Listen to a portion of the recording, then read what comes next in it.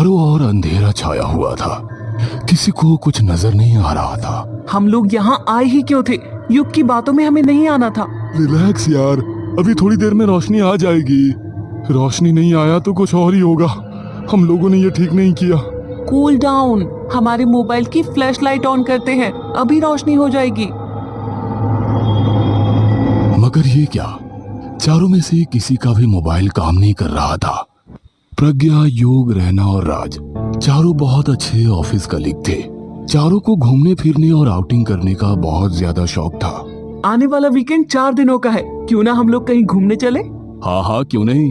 बताओ कहाँ चलना है? मुंबई के पास तो लोनावला है, क्यों ना हम लोग वहीं चलें? मैंने आज तक देखा भी नहीं है। क्या यार, लोनावला जाएंगे? गोवा चलते हैं ना। मेरे पास एक अलग आइडिया है। मेरे घर के पास एक अंकल रहते हैं, उनका मुंबई के बाहर एक फार्म हाउस है। हम लोग 2 दिन वहीं पर रहेंगे, काफी मजा आएगा। वाह, क्या आइडिया है यार।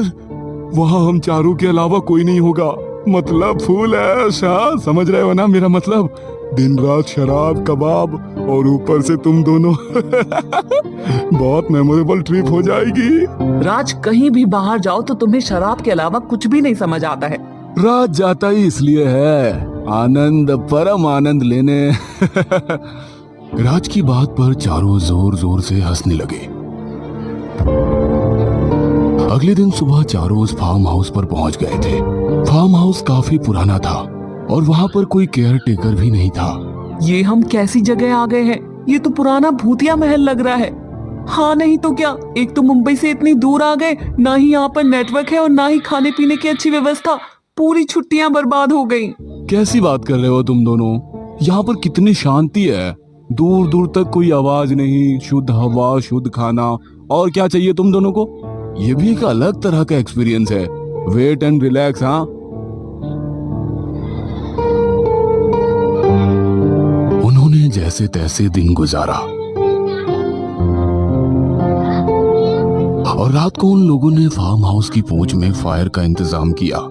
लड़कियां दोनों एक दूसरे से बात करने में मग्न थी और लड़के हाथ में बियर की बोतल लेकर अचानक एक दूसरे की ओर मुस्कुराकर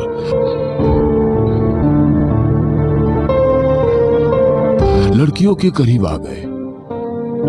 क्यों ना हम लोग कोई गेम खेले? रात में कौन सा खेल खेलोगे? वही गेम जो रात में खेला जाता है। मौका भी है, दस्तूर भी है, तो क्यों ना आज एक नया गेम खेले। अबे कब से पहेलियां बुझा रहा है? साफ साफ बता क्या बात है। अरे आज मैं खास गेम की बात कर रहा हूँ, ओइजा बोर्ड। ओइजा बोर्ड? ये तो आत्मा का खेल होता है ना। एक बोर्ड की मदद से आत्मा को बुलाया जाता है, फिर वो आपके सवालों के जवाब देती है। मगर इस वक्त ओइजा बोर्ड कहाँ से आएगा? अरे बहुत ही सिंपल है। एक नॉर्मल से बोर्ड पर हम लोग ABCD और 0 से लेकर 9 तक डिजिट लिख लेंगे और उसके बाद हम चारों मिलकर आत्मा को बुलाएंगे। वो हमारे सारे सवालों के जवाब दे देगी।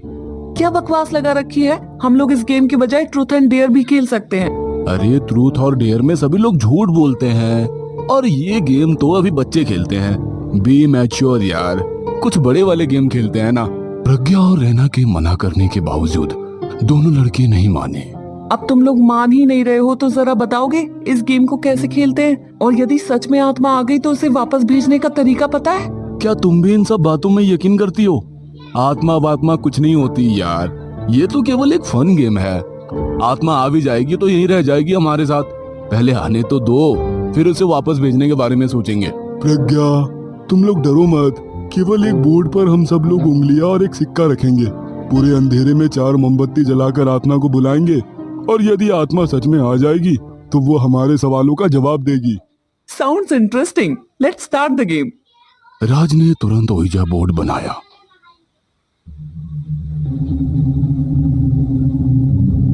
और उसके आसपास 4 मोमबत्ती जलाई और सिक्के पर हाथ रखकर आत्मा को बुलाने लगा। हमारे आसपास कोई भी आत्मा हो तो यहाँ आओ। हमारे आसपास कोई भी आत्मा हो तो यहाँ आओ और आकर हमारे सवालों के जवाब दो। राज के पीछे पीछे तीनों यही दोहरा रहे थे। हमारे आसपास कोई भी आत्मा हो तो यहाँ आओ।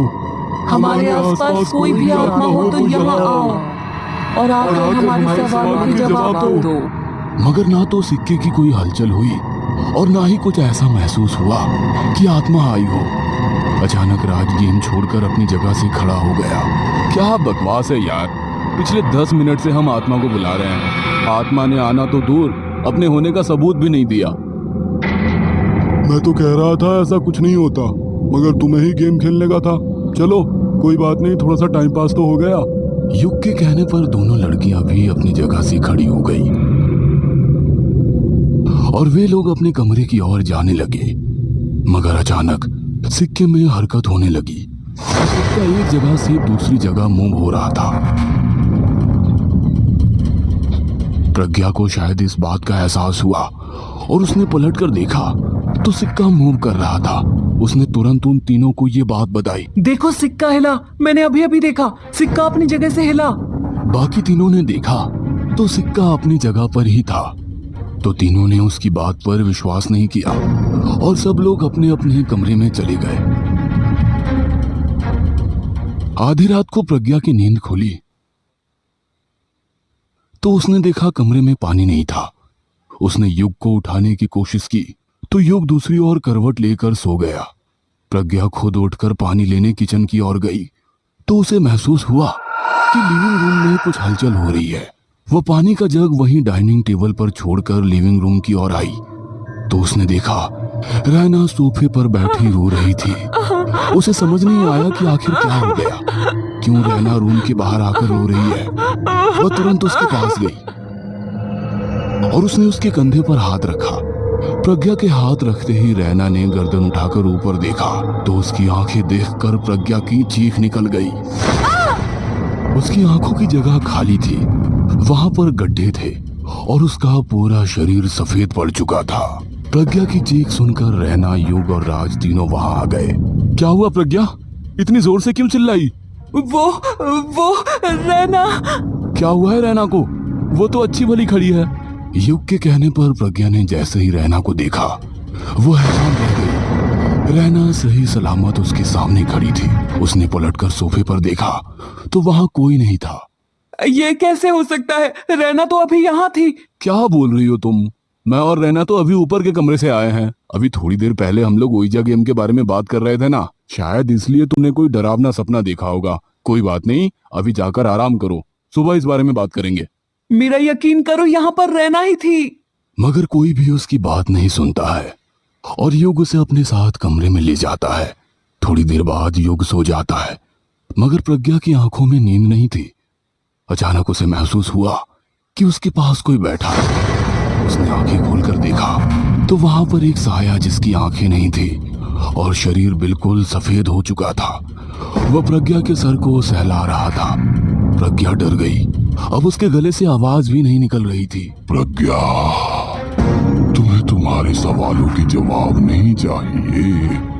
पूछो ना, पूछो क्या सवाल है तुम्हारा? प्रज्ञा कुछ बोल पाती उसके पहले वो साया जोरों से हंसने लगा और प्रज्ञा के शरीर पर उसने कब्जा कर लिया। प्रज्ञा ने योग को उठाया। योग ने उठने के बजाय उसे बाहों में भर लिया मगर प्रज्ञा ने उसे इतना जोर से धक्का दिया कि वो कमरे के दूसरे कोने में जा गिरा। प्रज्ञा की आंखें देख युग जोर से चिल्ला उठा। उसकी आवाज सुनकर रैना और राज भी वहां आ गए। युग को एक कोने में बैठा देख राज ने पूछा, क्या हुआ, इस तरह क्यों बैठे हो? युग ने अपनी उंगली प्रज्ञा की तरफ दिखाई। वहां का नजारा देखकर दोनों हैरान हो गए। प्रज्ञा हवा में उड़ रही थी और जोर से हंसते हुए बोली, पूछो, क्या सवाल पूछना है? तुम्हारे सवालों के जवाब देने के लिए ही आई हूँ। कौन हो तुम? चले जाओ यहाँ से, छोड़ दो प्रज्ञा को। छोड़ दो प्रज्ञा को? लो, छोड़ दिया। कहकर वो साया प्रज्ञा के शरीर से बाहर निकल गया। प्रज्ञा धड़ाम से जमीन पर गिर गई। तीनों उसे उठाने के लिए उसके पास गए तो वो साया दोबारा उसके शरीर में घुस गया। अब क्या हुआ? कहाँ गए तुम्हारे सवाल? पूछो ना, क्या पूछना था? कहते हुए उसने युग की गर्दन पकड़ ली। प्रज्ञा की पकड़ से युग को छुड़ाने के लिए रैना और राज बहुत कोशिश करने लगे मगर उनकी कोशिश नाकामयाब हो गई और युग ने तड़प तड़प कर जान दे दी। युग और प्रज्ञा की ये हालत देखकर राज और रैना दोनों वहां से डरकर भागने लगे मगर तभी प्रज्ञा ने घर का दरवाजा बंद कर दिया। युग और प्रज्ञा दरवाजे खोलने की कोशिश करने लगे, मगर दरवाजा खुलने का नाम ही नहीं ले रहा था। माफ कर दो, हमें गलती हो गई, जाने दो। आइंदा हम लोग दूसरी दुनिया के लोगों के साथ कोई मजाक नहीं करेंगे, प्लीज जाने दो। तुम्हारी जनरेशन को तो ये सब कुछ एक मजाक लगता है, एक ऐसा मजाक जो तुम लोग अपनी झूठी खुशी और झूठी शान के लिए खेलते हो। मगर कभी सोचा है इस तरह आत्मा को बुलाने से वो इस लोक और उस लोक के बीच में फंस जाती है, उसे मुक्ति भी नहीं मिल पाती। अब तुम चारों भी अपनी मुक्ति के लिए तड़पोगे। अचानक से उस घर से जोरदार चीख निकलती है और सब कुछ शांत हो जाता है।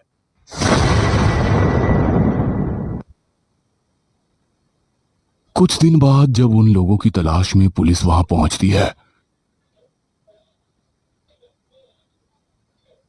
तो पुलिस भी हैरान थी। उन चारों की लाश एकदम सफेद हो चुकी थी और दोनों आंखें गायब थी।